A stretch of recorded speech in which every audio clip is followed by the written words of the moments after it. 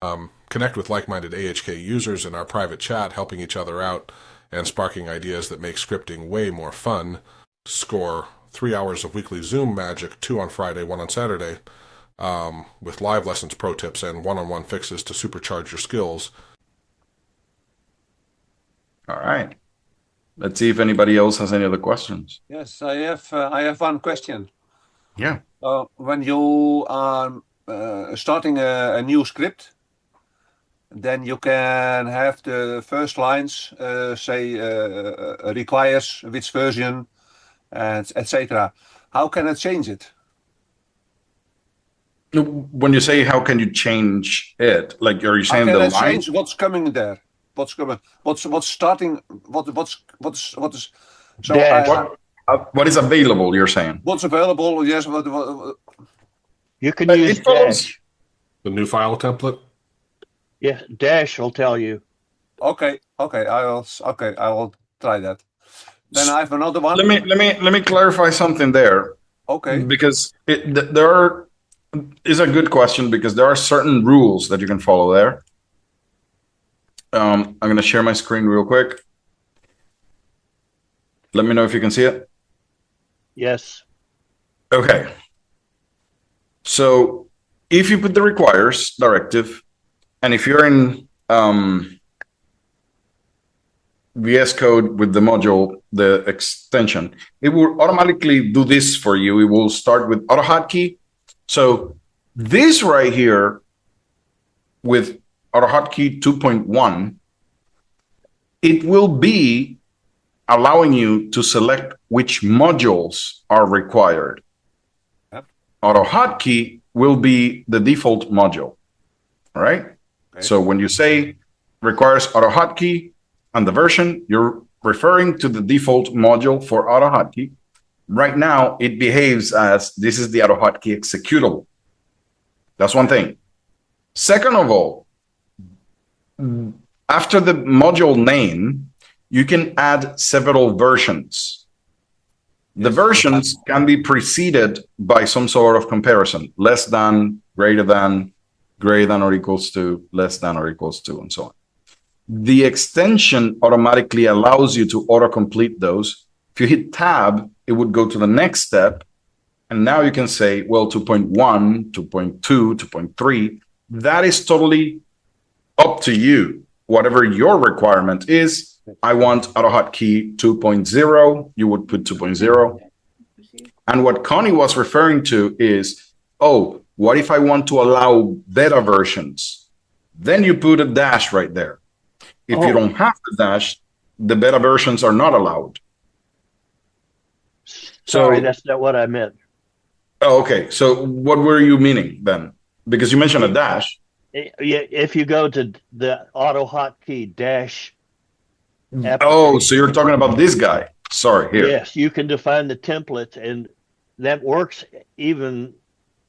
You don't have to invoke dash to do that. If you go to Window Explorers and tell it to build a new script for you, he will use the template there that you defined in dash. Right. So basically, this creates an empty file with some basic minimal stuff. But I'm understanding the question to know what can you write in the requires directive. Is that what it is? Effect what Connie is saying. But is that also for VS Code? It's for anything. So okay. This is just a line in your script that you can add, and that's what I was telling. I was just talking about the rules of what you can put there. In fact, I want to have 2 lines. I also want to have the line for the requires single instance, right? Single instance, right. Of course. Yeah. Right. So you want to have those 2 lines and have them always there, and then create a template. So in that case, what Connie said, then yes, you go to the dash. Okay. You go. Well, you can do it a different way, but this one is easy. You can go to the new script, and you can create a new one. All right. So you can create a new template. Interestingly, there is a folder, Open Templates folder, where you can go and create different files that have different templates, however you want them. I see. right?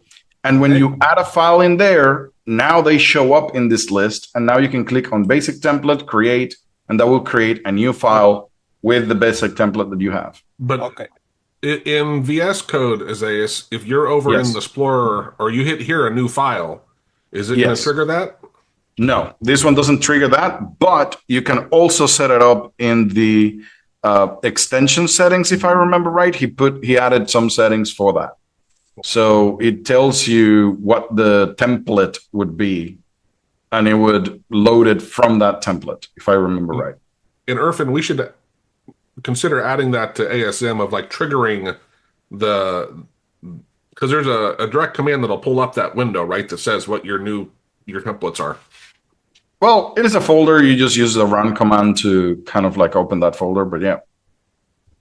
So on the dash, what I think is happening when you click on that button here, open templates folder is just a run to that folder. Is in documents. I'm referring though, when you hit new, that list that pops up, I thought under one of the other things you could trigger this window right here, this new script window.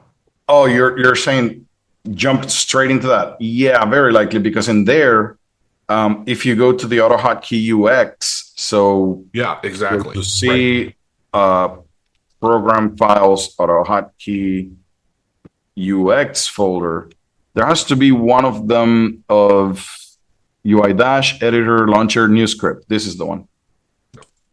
Yeah, that automatically opens that. So we should have that option, Irfan, to run that so we can just pull from.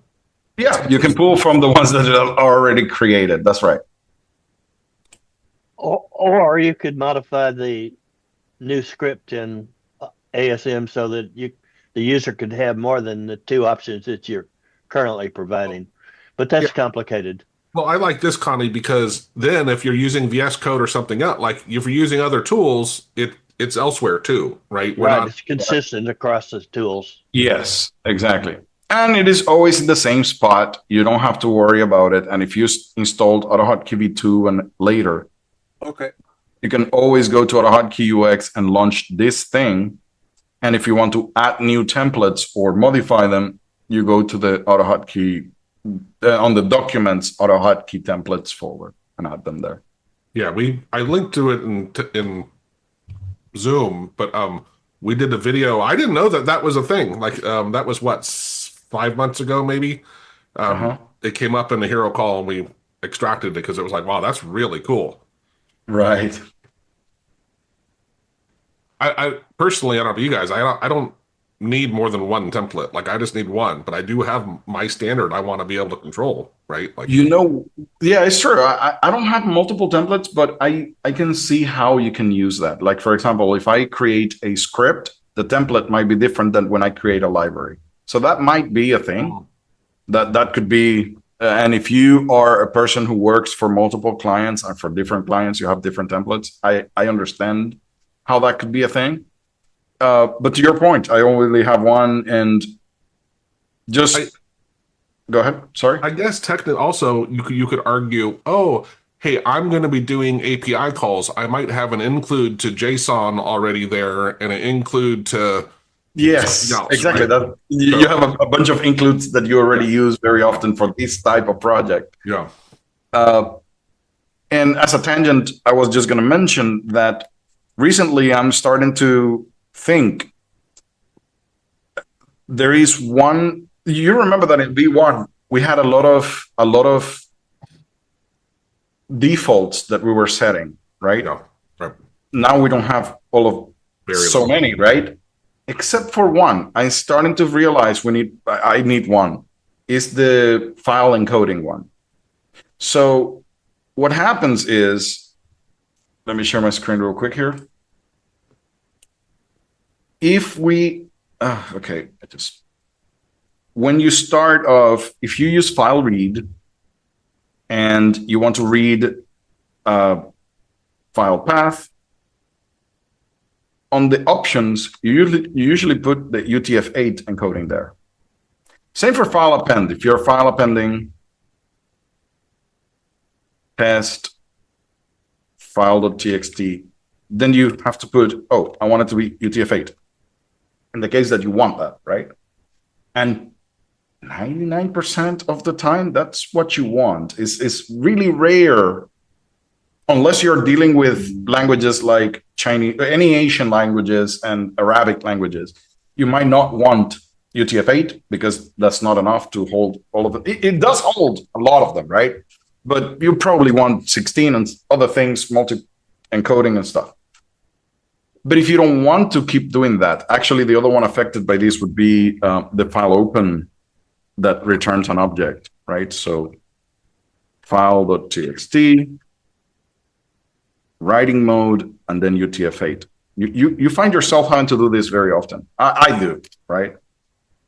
But if you do file encoding, UTF-8, And that's the default. now that's the default for all of those commands. And now your code is a little bit cleaner. You don't have to keep specifying that over and over again, unless at that specific point you need to do that. So that one, I started to see that as being a good default to have most of the time.